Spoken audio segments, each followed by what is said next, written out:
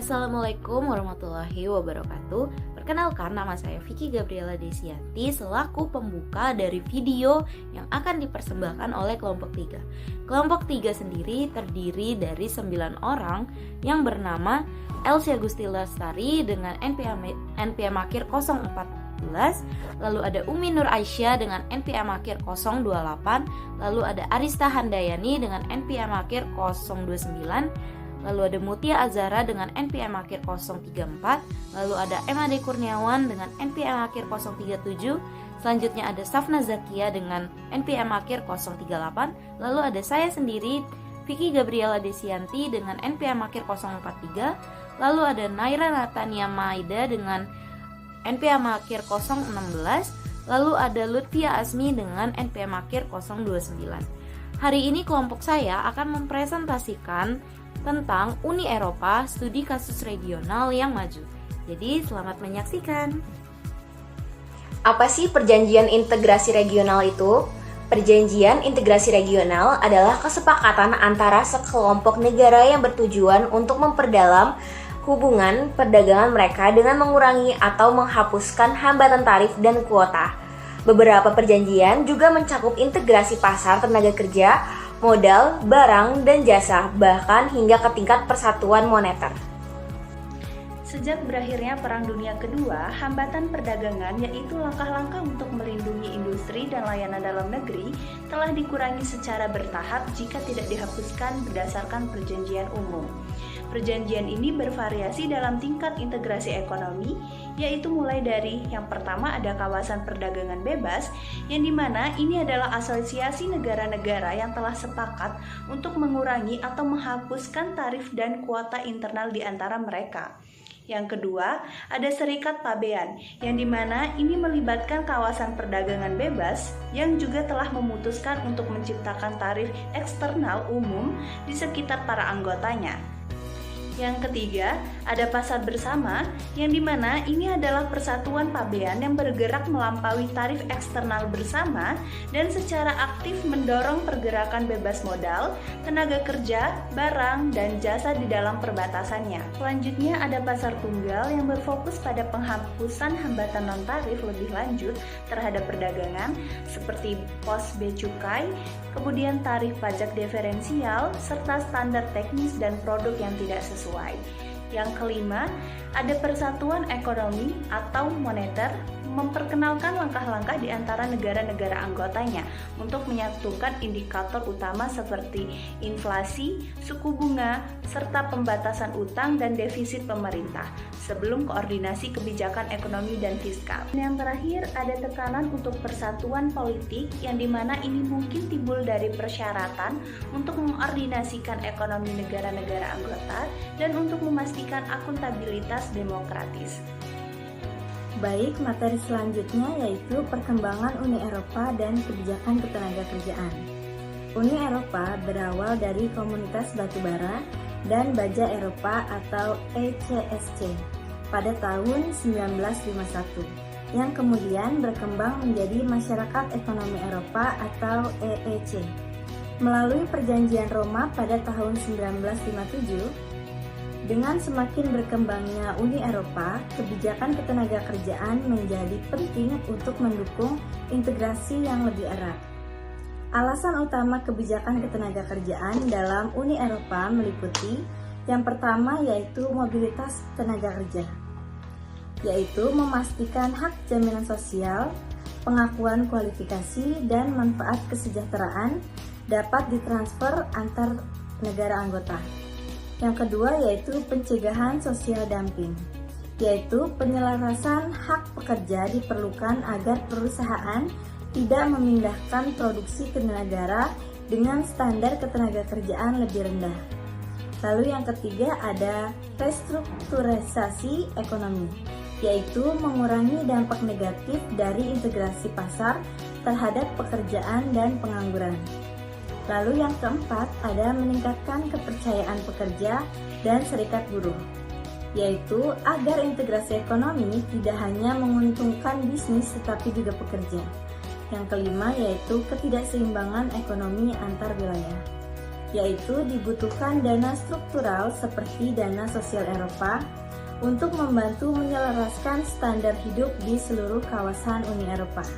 Lalu yang terakhir ada tekanan konvergensi Maastricht, yaitu kriteria Maastricht dalam mendukung zona euro memberikan tekanan pada pengeluaran publik yang berdampak pada jaminan sosial dan kesejahteraan.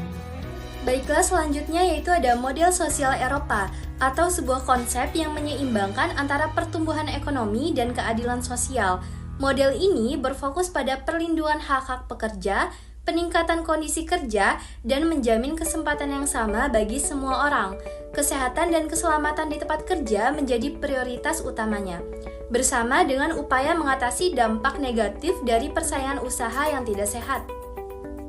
Selain itu juga, model sosial Eropa mengedepankan sistem perlindungan sosial yang universal dan berkelanjutan. Ini mencakup jaminan sosial, layanan kesehatan, serta pensiun yang adil dan merata untuk seluruh warga negaranya. Dalam hal pasar tenaga kerja, model ini mendorong terciptanya lingkungan kerja yang inklusif, dan kebijakannya yang diterapkan bertujuan meningkatkan tingkat ketenaga kerjaan, memastikan upah yang adil, dan menjamin kondisi kerja yang layak. Namun, sejak perluasan Uni Eropa ke Eropa Timur pada tahun 2004, model sosial Eropa menghadapi tantangan yang besar. Negara-negara baru ini seringkali mengadopsi pendekatan yang lebih liberal dan kurang protektif terhadap tenaga kerja, sehingga memicu ketidakseimbangan dalam penerapan model ini di seluruh Eropa. Model sosial Eropa ini tetap menjadi simbol komitmen terhadap kesejahteraan sosial meskipun menghadapi berbagai tantangan. Model ini menunjukkan bagaimana ekonomi dapat tumbuh seiring dengan terciptanya masyarakat yang lebih adil dan sejahtera. Sekarang kita masuk ke pembahasan mengenai dasar kebijakan ketenagakerjaan di Uni Eropa. Kebijakan ketenagakerjaan di Uni Eropa berkembang dari prinsip pasar internal dan 4 kebebasan, yaitu pergerakan pekerja, usaha, layanan, dan juga modal. Uni Eropa sendiri menggunakan arahan dan juga peraturan dengan 3 tahap penerapannya, yaitu ada transposisi, pelaksanaan, dan juga aplikasi. Dan sejak tahun 1990-an, Uni Eropa berganti fokusnya yang tadinya berfokus terhadap hak pekerja beralih fokus terhadap peningkatan tingkat pekerja, yang mana program ini didukung dengan sistem ketenagakerjaan Eropa dan juga Eropa 2020. Kebijakan ini juga diperkuat dan juga didukung oleh dana struktural dan program pertukaran tenaga kerja yang dapat menciptakan lingkungan dan juga pola kerja yang lebih terintegrasi di bagian Uni Eropa. Selanjutnya ada 3 momen penting dalam pengembangan kebijakan ketenagakerjaan Uni Eropa. Yang pertama, penerapan pemungutan suara mayoritas yang memenuhi syarat KMV melalui Undang-Undang Eropa Tunggal 1986. Menyederhanakan pengambilan keputusan dengan mencegah veto dari satu negara anggota terhadap kebijakan yang didukung mayoritas. Yang kedua, peningkatan dialog sosial memperkuat peran serikat pekerja dan organisasi pengusaha dalam perumusan kebijakan ketenagakerjaan, sehingga menghasilkan kebijakan yang lebih inklusif dan berkembang. Dan yang ketiga, pengembangan strategi ketenagakerjaan Eropa sebagai respons terhadap meningkatnya pengangguran akibat integrasi ekonomi, menciptakan pendekatan yang terkoordinasi dalam mengatasi tantangan ketenagakerjaan di seluruh Uni Eropa. Selanjutnya saya akan menjelaskan tentang dialog sosial. Dialog sosial Uni Eropa dimulai pada tahun 1985 untuk melibatkan pengusaha dan serikat pekerja dalam perumusan kebijakan ketenagakerjaan. Perannya diperkuat melalui perjanjian Maastricht pada tahun 1991. Lalu hasilnya, beberapa kebijakan penting seperti cuti orang tua pada tahun 1995, lalu pekerjaan paruh waktu itu pada tahun 1997, dan kontrak jangka tetap itu pada tahun 1999. Lahir dari kesepakatan antara pemberi kerja dan juga serikat pekerja. Selanjutnya adalah tentang strategi ketenagakerjaan di Eropa. Strategi ketenaga kerjaan di Eropa muncul dari kekhawatiran meningkatnya pengangguran dan disintegrasikan dalam perjanjian Amsterdam. Untuk mempromosikan tingkat ketenaga kerjaan yang tinggi, sistem ini berkembang melalui program reformasi nasional, yaitu setelah pengenalan euro yang membatasi kebijakan moneter dan fiskal, menjadikan fleksibilitas pasar ketenaga kerjaan sebagai kunci akan daya saing. Selanjutnya akan dijelaskan oleh teman saya, yaitu Naira. Selanjutnya ada munculnya hukum lunak dan metode koordinasi yang terbuka. Kebijakan ketenaga kerjaan Uni Eropa terdiri dari hukum keras yang mengikat dan hukum lunak yang berbasis pemantauan serta konsensus. Seiring waktu, hukum lunak menjadi lebih dominan melalui metode koordinasi terbuka atau OMC seperti dalam kebijakan flexicurity yang menggabungkan fleksibilitas dan keamanan kerja.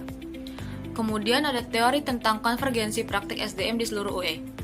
Teori isomorfisme membantu memahami tekanan kebijakan ketenaga kerjaan UE terhadap negara anggota. Isomorfisme koersif terjadi melalui hukum keras seperti peraturan dan keputusan pengadilan Eropa, meskipun implementasinya bervariasi di tiap negara. Sedangkan isomorfisme mimetik muncul saat negara meniru kebijakan sukses melalui perbandingan dan tinjauan sejawat. Selanjutnya, tantangan masa depan bagi kebijakan ketenagakerjaan Uni Eropa. Perluasan Uni Eropa sejak 2004 dengan masuknya negara-negara Eropa Tengah dan Timur memperburuk ketimpangan ekonomi dan ketenagakerjaan dibandingkan Uni Eropa pada abad ke-15. Banyak pekerja dari negara baru bermigrasi ke Eropa Barat, sementara pemerintahan sayap kanan memperkuat kebijakan neoliberal. Keputusan ECJ dalam kasus Viking, Laval, Rufford, dan Luxembourg menunjukkan bahwa hak penguasa lebih diutamakan dibanding hak serikat pekerja, memperburuk trilema hak-hak Uni Eropa terkait kebebasan tenaga kerja, non-diskriminasi, dan hak berserikat. Kemudian kesimpulan dari kelompok kami adalah tingkat integrasi regional bervariasi dan semakin dalam integrasi ekonomi, semakin besar kebutuhan akan langkah-langkah ketenaga kerjaan untuk melindungi pekerja dan mendukung mobilitas tenaga kerja.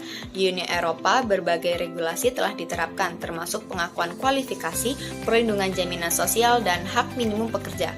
Seiring bertambahnya anggota dan pergeseran ke arah kebijakan neoliberal, hukum lunak seperti dialog sosial dan OMC semakin berkembang berdampingan dengan hukum keras. Meskipun pengusaha dan serikat pekerja berperan dalam kebijakan ketenaga kerjaan, serikat pekerja semakin khawatir dengan bias terhadap pengusaha dalam beberapa putusan ECJ.